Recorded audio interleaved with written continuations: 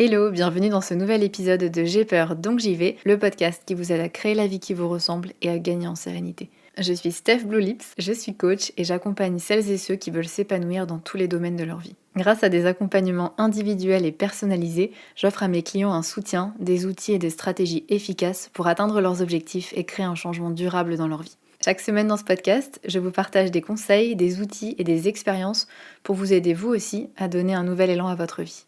Vous êtes prêts ? C'est parti. Arrête de voir les choses du mauvais côté. Pense positif. Sois reconnaissante, t'as pas à te plaindre. Ça pourrait être pire, non ? Vous avez peut-être déjà entendu ces phrases, peut-être même que vous les avez lues sous forme de posts Instagram avec une belle citation inspirante sur fond de coucher de soleil. Et pendant ce temps-là, peut-être que vous galérez, que vous êtes fatigué, que vous encaissez des journées compliquées, des événements pas faciles, et vous culpabilisez presque de ne pas réussir à, je cite, voir la vie du bon côté. Ou peut-être qu'effectivement, vous avez tout pour être heureux ou tout pour être heureuse sur le papier, mais que vous ne ressentez pas vraiment ce bonheur, ou peut-être que vous vous surprenez parfois à penser que vous serez vraiment heureux ou vraiment heureuse quand vous aurez changé de travail, ou déménagé, ou quand vous aurez acheté cette maison, et vous mettez un petit peu votre bonheur à plus tard. Alors, soyons très clairs dès le départ, ce podcast ne va pas vous dire de sourire quand vous avez envie de pleurer, ne va pas vous dire que tout arrive pour une raison, que la pensée positive attire le positif, que c'est la loi de l'attraction et autres bien culpabilisants, parce que cette positivité forcée, cette injonction presque au bonheur permanent, elle nous fait plus de bien que de mal. Elle nous fait sentir encore plus mal quand on n'arrive pas à atteindre cet objectif, cet idéal impossible, alors qu'en vrai, notre cerveau, il n'est pas fait pour voir le positif, pour nous rendre heureux. Son but, entre guillemets, c'est la survie. Notre cerveau est littéralement câblé pour repérer les problèmes, pour repérer les dangers, les menaces. Et si on pense à nos ancêtres, s'ils ne remarquaient pas un prédateur qui était caché dans les hautes herbes, il devenait son déjeuner. Par contre, si on manquait une baie délicieuse, c'était pas dramatique, il y en aura d'autres. Donc ceux qui remarquaient rapidement les dangers avaient plus de chances de survivre et donc de transmettre leurs gènes. Donc notre cerveau, il s'est presque spécialisé pour repérer tout ce qui pourrait mal tourner. Et on a ce qu'on appelle le biais de négativité. C'est cette tendance qu'a notre cerveau à donner plus de poids aux expériences négatives qu'aux expériences positives. Cette tendance, elle se manifeste très concrètement dans nos vies. Par exemple, vous pouvez recevoir 10 commentaires positifs sur votre travail, mais il y aura une critique et c'est cette critique qui va vous rester en tête et vous préoccuper pendant des jours.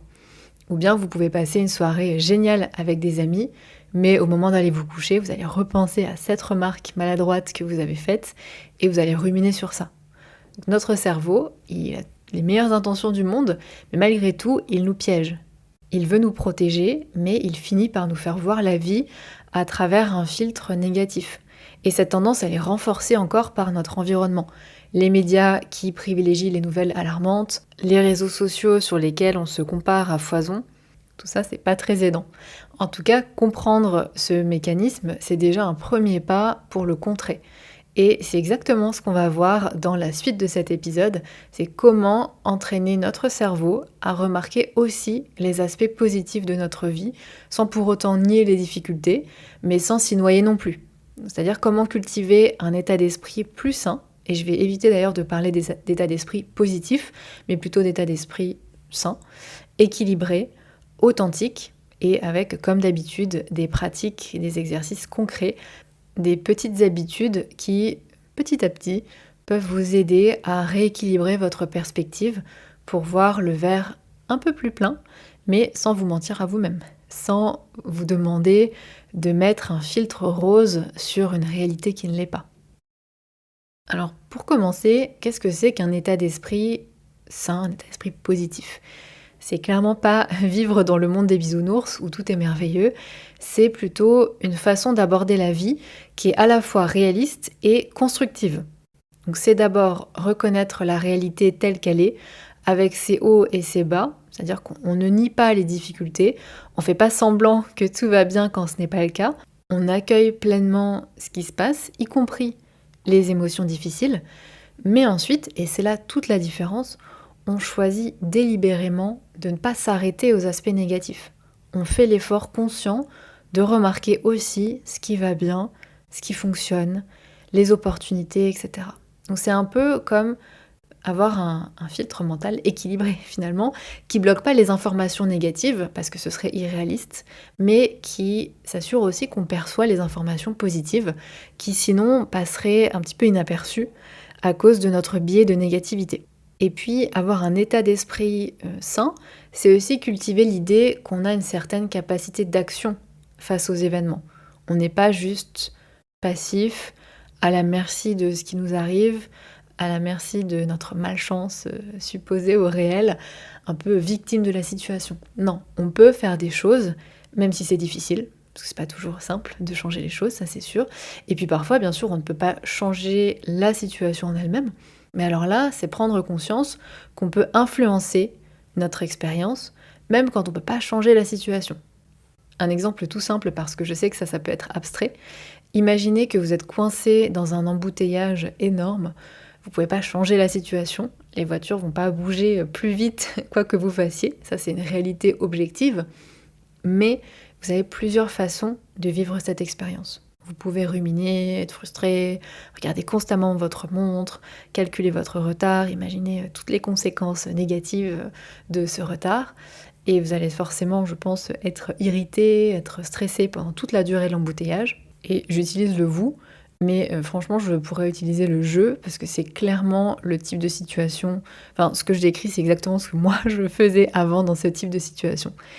Mais ce que j'essaye de faire aujourd'hui, et ce qu'on peut faire sans changer la situation en elle-même, c'est accepter la réalité, accepter que je suis coincée pour un bon moment dans ces embouteillages, que ça va peut-être avoir des conséquences, et puis ensuite, choisir d'en faire quelque chose de différent.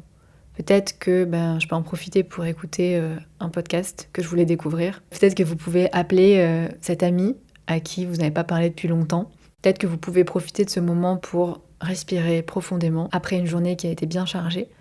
La situation extérieure en elle-même, elle est identique, mais votre expérience intérieure, ce que vous ressentez, ça va être complètement différent. Donc c'est ça, influencer votre expérience, même quand vous ne pouvez pas changer la situation. Et ce principe, il s'applique à des contextes bien plus importants qu'un embouteillage, parce que ça c'est un petit exemple, mais que vous soyez face à une contrainte professionnelle, à un problème de santé chronique, ou à n'importe quelle circonstance que vous ne pouvez pas modifier ou pas modifier immédiatement, avec ça, vous gardez toujours une marge de manœuvre sur la manière, la façon dont vous vivez cette réalité. C'est aussi accepter les pensées négatives et les émotions inconfortables, parce que toutes les émotions sont légitimes. En fait, il y a un peu deux écueils entre lesquels il faut savoir naviguer. D'un côté, c'est se laisser emporter par la spirale négative naturelle de notre cerveau qui va voir les choses en noir et imaginer le pire et catastrophiser, etc. Et de l'autre, c'est s'imposer une positivité artificielle, superficielle, qui nous ferait tomber dans un truc un peu toxique. Une espèce d'injonction que malheureusement je vois beaucoup dans le monde du développement personnel, à rester positif quoi qu'il arrive, good vibes only, voilà, ce genre de message-là, qui non seulement est inefficace, je vais modérer un petit peu mon propos, ça peut l'être pour des petites choses du quotidien. Si vous avez tendance à vous prendre la tête pour des petites choses sans importance, oui, ça peut fonctionner. Mais dans des épreuves de la vie, dans des moments difficiles, ça peut être vraiment très nuisible. Parce que, premièrement, ça suggère qu'on devrait toujours se sentir bien. Or, on l'a vu, être heureux, c'est pas notre état naturel. Et d'ailleurs, ça me fait penser à l'épisode 54, où je vous partageais 4 croyances sur les émotions qui nuisent à notre bonheur. Et ça, c'en est clairement une. Je vous invite vraiment à écouter cet épisode après celui-ci, si vous ne l'avez pas encore écouté. Ensuite, ça suggère que les émotions négatives sont une faiblesse, ou sont un choix. Alors que, non, ça fait partie de la vie comporte naturellement des hauts et des bas. Et toutes nos émotions ont leur raison d'être. Et en plus, c'est ce genre d'injonction, cette positivité toxique, ça nous déconnecte de nos vraies émotions. Interruption mouette. Je disais, ça nous déconnecte de nos vraies émotions et ça peut même nous empêcher de prendre en compte des problèmes réels qui nécessiteraient vraiment notre attention. Parce qu'on ignore les signaux d'alarme que ces émotions-là, ces émotions inconfortables, j'aime pas trop les appeler négatives, vous le savez, ces émotions inconfortables essayent de nous communiquer. Quand je suis en colère, ça veut dire quelque chose. Quand je suis triste, ça veut dire quelque chose. Et quand je refoule ça, je peux pas entendre le message que viennent me délivrer ces émotions. Et puis sans oublier le fait que la positivité toxique, ça crée un sentiment de culpabilité, d'échec qui est énorme. Parce que si, malgré tous mes efforts pour positiver, je n'y arrive pas, je suis toujours triste ou j'ai toujours des pensées négatives, est-ce que ça veut dire que je fais pas assez d'efforts? Est-ce que ça veut dire que c'est de ma faute? Et en fait, c'est un peu le message, hein. Pour moi, c'est le message. Ça devient un outil d'invalidation envers soi-même, envers les autres, et une façon de disqualifier des expériences ou des ressentis qui sont légitimes et normaux. Donc, pour résumer, la grande différence entre cette positivité toxique et un état d'esprit positif, sain, c'est que la positivité toxique, elle va être dans le déni, dans le contrôle, et on ne veut pas ressentir ces émotions inconfortables, alors qu'un état d'esprit sain, c'est être dans l'acceptation. Ouais, c'est pas agréable de ressentir des émotions inconfortables, de ressentir de l'anxiété, de ressentir de la tristesse, etc. Mais ça fait partie de la vie et c'est la recherche d'équilibre. En fait, l'un va chercher à effacer le négatif et l'autre à enrichir. En fait, c'est ça le mot, enrichir notre perspective qui peut être négative parce que dans la vie il y a du négatif aussi, mais en y rajoutant aussi du positif parce qu'il y en a aussi. Maintenant, explorons les vrais piliers d'un état d'esprit positif, un état d'esprit équilibré. Il y en a 3. Le premier, c'est la gratitude. Je rigole parce que je pense que c'est un mot qui est tellement galvaudé, mais en même temps, et puis ça paraît tellement simple, mais en réalité, c'est assez clé. Et puis c'est pas toujours évident, en fait, ce concept de gratitude à appliquer. Donc déjà, c'est quoi la gratitude? C'est cette capacité à remarquer et à apprécier ce qui est déjà présent dans notre vie. Et c'est pas facile parce que notre cerveau, il a cette habitude de s'adapter hyper rapidement à ce qu'on a. On s'habitue très très vite aux bonnes choses dans notre vie. Cette nouvelle maison, cette nouvelle ville, ce nouveau travail qu'on voulait, cette promotion, cette relation. Après quelques semaines, quelques mois, l'effet positif s'estompe et ça devient un petit peu la routine et on commence à voir ce qui nous manque, ce qu'on pourrait avoir de plus. En fait, on est aussi naturellement câblé pour vouloir plus et à se lasser, enfin pas à se lasser, mais à s'habituer, on va dire, à ce que l'on a. Et ça s'appelle l'adaptation hédonique. C'est notre tendance à revenir à un niveau de bonheur stable, peu importe les événements positifs qui nous arrivent.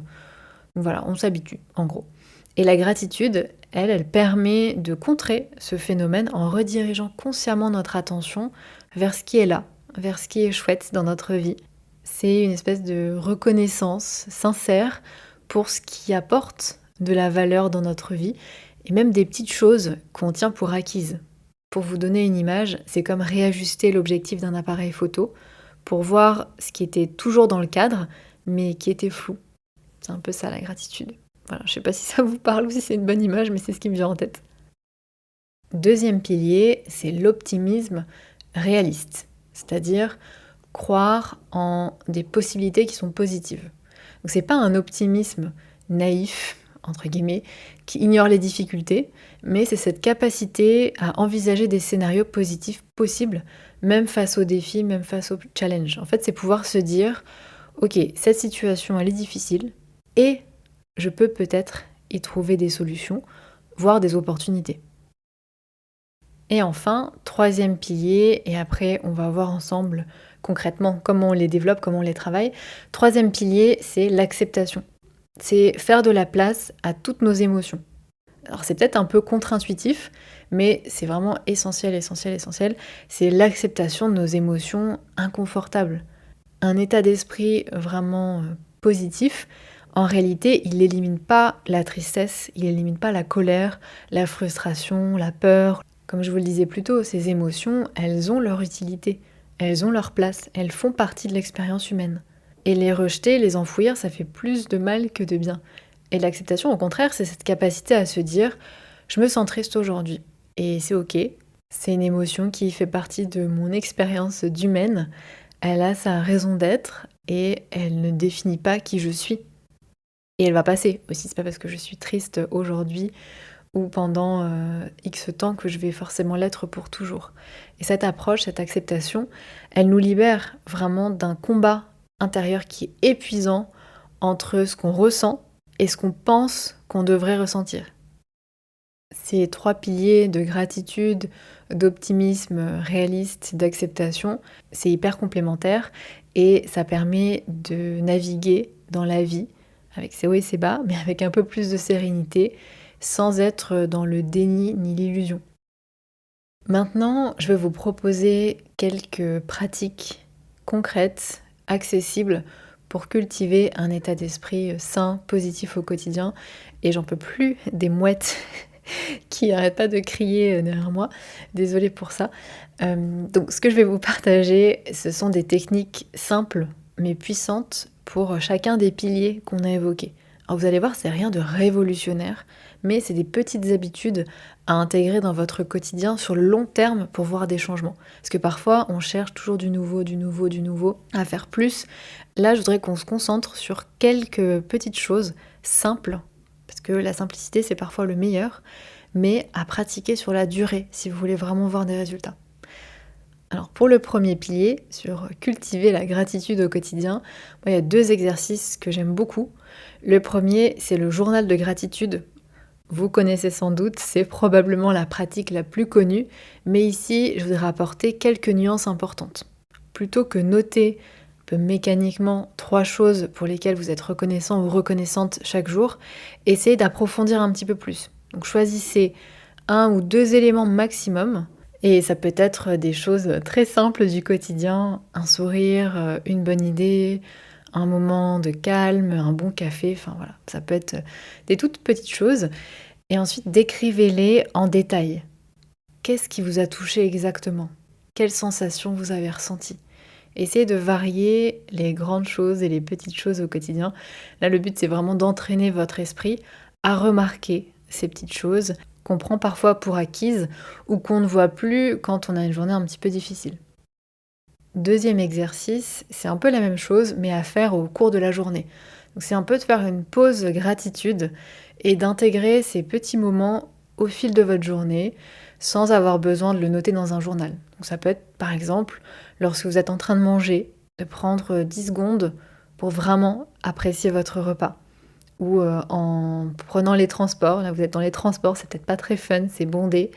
Essayez de remarquer une chose qui est belle, ou un truc beau autour de vous. Là aussi, l'idée, c'est de créer ces petits moments, ces petites poches de bien-être, on va dire, au fil de la journée et au quotidien. Ensuite, pour le deuxième pilier, qui est de développer l'optimisme réaliste, ce que je vous propose de faire, c'est de noter chaque soir vos petites victoires de la journée. Ça peut être aussi simple que j'ai passé cet appel que je repoussais depuis des semaines, ou j'ai pris le temps aujourd'hui de faire une vraie pause déjeuner. Ça va pas être des trucs incroyables, mais notez comme ça vos petites victoires et vous allez voir que c'est une pratique qui à force va contrebalancer la tendance qu'a notre cerveau à ne voir que nos échecs et à donner plus d'importance, comme je vous le disais au début, aux expériences négatives qu'aux expériences positives. Et ça va renforcer aussi votre confiance en vous et en vos capacités. Donc il y a plein de bons effets à faire ça. Deuxième pratique pour développer l'optimisme réaliste, c'est la reformulation des défis. Quand vous faites face à une difficulté, à une situation que vous percevez comme négative, comme stressante, posez-vous ces questions plutôt, parce que j'en ai plusieurs. La première, c'est déjà quelle est la situation objectivement? Première chose. Deuxièmement, quels pourraient être les faits positifs? Quels pourraient être les apprentissages possibles dans cette situation? Et troisième question, ok, maintenant, qu'est-ce que je peux faire pour avancer? Quelle serait la plus petite étape possible pour avancer? Je vous donne un exemple.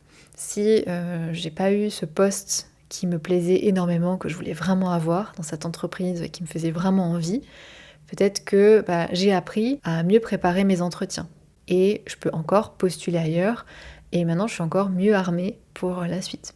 Voilà, l'idée, c'est pas de se forcer à voir tout en rose, mais plutôt chercher des angles constructifs pour la suite. Enfin, 2 autres outils ou exercices pour développer le dernier pilier, qui est l'acceptation de toutes vos émotions. Je vous propose en premier la fameuse météo émotionnelle. Je vous ai dit, c'est rien de révolutionnaire, vous connaissez sans doute ces outils, mais est-ce que vous les appliquez? C'est ça la grande question. En vrai, je plaide coupable, hein. Vraiment, j'en applique peut-être au quotidien un ou deux, mais j'essaye au maximum de revenir, comme je vous le disais, à des choses simples, back to basics. Et un des basiques, c'est ça, c'est prendre l'habitude de vérifier votre météo intérieure, c'est-à-dire comment vous vous sentez, de le faire plusieurs fois par jour sans jugement. Ça c'est important, sans jugement. Donc concrètement, plusieurs étapes. La première, c'est prendre une pause. Et ça, je sais que c'est pas toujours évident dans une vie à 10 000 à l'heure où on court d'un truc à l'autre, d'une obligation à l'autre. C'est pas toujours évident. Mais là, l'idée, c'est de prendre même une minute. Une minute, c'est déjà très très bien. Voilà, une minute, on peut pas se dire « Ah non, j'ai pas une minute ».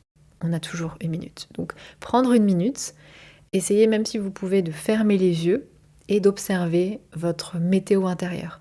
Qu'est-ce que vous ressentez là, maintenant? Est-ce que c'est de la colère? Est-ce que c'est de la frustration? Est-ce que c'est de la joie? Est-ce que c'est de la tristesse? Est-ce que c'est une tension, de la chaleur? Voilà, essayez de nommer ce que vous ressentez, tout simplement, sans essayer de la changer, en vous disant « Ah, tiens, je remarque qu'il y a de la frustration en ce moment. » Comme vous vous diriez « Tiens, il pleut dehors. » C'est une observation. On observe ce qui se passe. Et rappelez-vous, ça peut être une autre petite phrase à se dire dans cet exercice, que c'est ok de ressentir ça. C'est juste une émotion et ça va passer. Et enfin, une autre technique que j'aime beaucoup pour travailler sur cette acceptation de nos ressentis et de nos émotions, c'est le scan corporel. Vous le connaissez peut-être aussi, l'idée c'est de scanner votre corps mentalement et noter les sensations physiques liées à vos émotions, noter peut-être les inconforts, sans chercher à les changer. Donc prenez 2-3 minutes pour parcourir mentalement votre corps, de la tête aux pieds ou des pieds à la tête, peut-être que c'est mieux. Et puis voilà, faire membre par membre, petit bout par petit bout. Et c'est une pratique qui va vous aider à développer cette capacité à ressentir sans être submergé. Maintenant, je vous ai partagé 6 techniques, 6 exercices, mais l'erreur la plus courante, c'est de vouloir tout faire d'un coup. Et puis ensuite de se décourager quand on n'y arrive pas, parce qu'évidemment ça fait trop. Et c'est beaucoup trop de changements pour le cerveau. Donc ce que je vous suggère, c'est de choisir une seule pratique, un seul exercice qui vous parle particulièrement. Essayez de commencer petit et essayez surtout d'être consistant. En tout cas de le faire régulièrement pendant peut-être 2 semaines avant d'en ajouter un autre. Encore une fois, l'erreur, c'est vraiment de vouloir en faire trop d'un coup. Et au début, ça marche, on est tout feu, tout flamme, et puis ensuite, on laisse tomber. Donc, mieux vaut commencer petit, mais réussir à avancer sur la durée et à ancrer des habitudes que vouloir en faire trop d'un coup, puis au final, on abandonne et ça n'aura pas eu de bénéfice long terme. D'ailleurs, j'y pense maintenant. Je vous suggère aussi d'écouter, après celui-ci, peut-être l'épisode 100, qui s'appelle « 5 piliers pour s'épanouir dans sa vie ». Les choses vraiment importantes à travailler pour se sentir bien, épanoui, serein dans sa vie. C'est un peu un best-of des meilleurs conseils et outils que j'ai proposés dans les 100 premiers épisodes du podcast, donc je pense que ça pourrait vous plaire. Et si justement ça commence à faire beaucoup d'épisodes de podcast et que vous vous sentez un petit peu perdu, j'ai toujours le guide des épisodes classés par thématique, confiance en soi, gestion des émotions, relations, etc., etc., motivation, voilà, tout est classé. Vous pouvez télécharger gratuitement. Je vous mettrai le lien dans la description de cet épisode. Vous pouvez aussi le retrouver dans le lien de ma bio sur Instagram. Mon Instagram, c'est Steph Blue Lips. Et si vous voulez aller plus loin et bénéficier d'un accompagnement personnalisé avec moi, je vous mets toutes les infos des services que je propose, des accompagnements. C'est du 100% personnalisé, sur mesure, où je suis avec vous, à vos côtés pendant plusieurs mois pour vous aider à avancer selon les problématiques sur lesquelles vous voulez travailler, que ce soit la confiance en soi, estime de soi, vos pensées négatives, vous affirmer, travailler vos objectifs, etc. Voilà, je vous laisse découvrir tout ça sur mon site, Steph avec un F, bluelips.com. Je vous remercie pour votre écoute, pour votre soutien. Merci d'avoir écouté cet épisode jusqu'au bout et je vous retrouve dans 2 semaines. Ciao!